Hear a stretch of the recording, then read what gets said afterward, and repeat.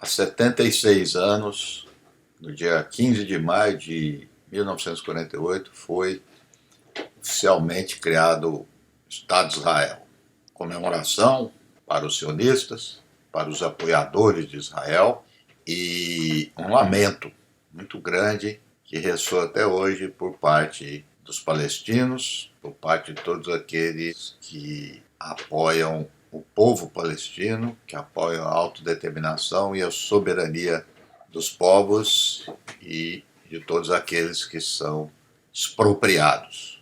Falo isso porque é o dia, olhado sob a perspectiva dos palestinos, é a Nakba, palavra em árabe significa catástrofe, desastre. E nesse desastre, de um dia para o outro, Israel adquiriu 78% do território da Palestina. A população judaica era de 30%. Já os 70% de palestinos ficaram com 22% do território.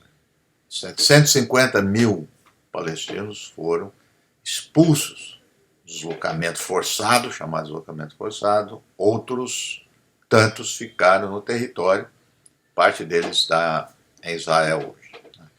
Mas eu entendo que a Nakba, o desastre, é um processo. Ele se inicia antes da criação do Estado de Israel, ele atinge pico, seu auge, com a criação do Estado de Israel, mas ele avança. A Nakba avança, o desastre avança, porque é muito claro o expansionismo de Israel. Em 1967, até então os dois territórios que restavam aos palestinos, Gaza e Cisjordânia, que estavam ainda sob uma espécie de tutoria do Egito e da Jordânia, não eram territórios livres, foram tomados por Israel na Guerra dos 6 Dias contra o Egito, Jordânia e Síria.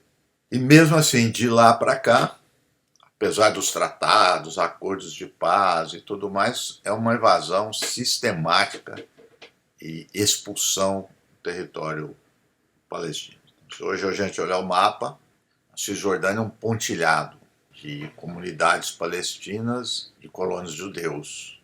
700 mil colonos israelenses armados, apoiados pelo exército, e volta e meia a expulsão continua, ela é cotidiana.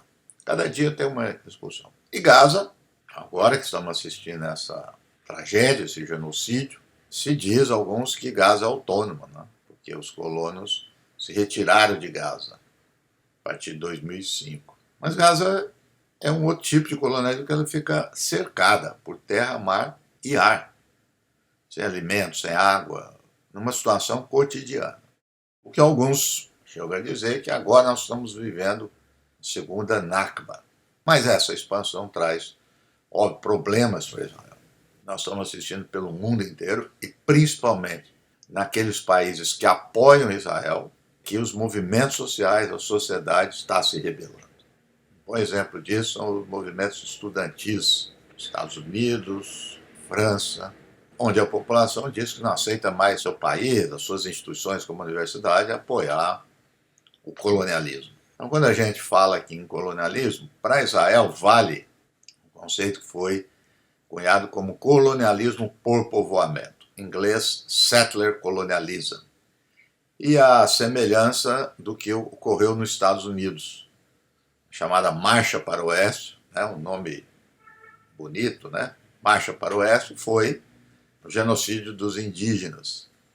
Ocupa a terra e vem os colonos que vão construir uma outra história, apagar aquela história do mapa. E é isso que tem sido feito sistematicamente na Palestina. Então, do lado da legitimidade, Israel tem sido condenado em todas as instâncias, em todas as cortes, Assembleia Geral da ONU apoiando a Palestina, mas ainda Israel é o Estado poderoso militarmente e apoiado pelos mais poderosos e, portanto, continua a fazer aquilo que sempre fez desde o seu nascimento, desde a Nakba. Diante dessa situação, acredito que cada vez mais ganha força a proposta de boicote. Então, é o BDS, boicote, desinvestimento e sanções. Essa proposta, pautada pelo exemplo, pela experiência que aconteceu com a África do Sul, onde o apartheid só terminou pelo boicote econômico. Pressionar para que as empresas, as instituições, inclusive da área do conhecimento, se retirem dos territórios ocupados e Israel seja sancionado. É uma utopia, mas é uma utopia perfeitamente possível. Basta que os estados, os governos do mundo ouçam suas populações. Infelizmente, hoje nós estamos num momento que é o inverso de uma frase cunhada pelo presidente Teddy Roosevelt. Teddy Roosevelt era um presidente muito truculento dos Estados Unidos e ele dizia que deveria falar manso na diplomacia e agir com violência. Fale manso e desça o cacete. Desça a cacetada. Eu diria que hoje os governos, em sua grande maioria, praticando a sua hipocrisia de forma suave, eles têm falado duramente contra Israel e agido de forma mansa, sem nenhum tipo de sanção. Vamos ver se a gente consegue inverter essa frase, mas sem cacetada, apenas sanção econômica, parando essa máquina de provocar mortes, que é essa máquina militar israelense, esse complexo industrial militar israelense.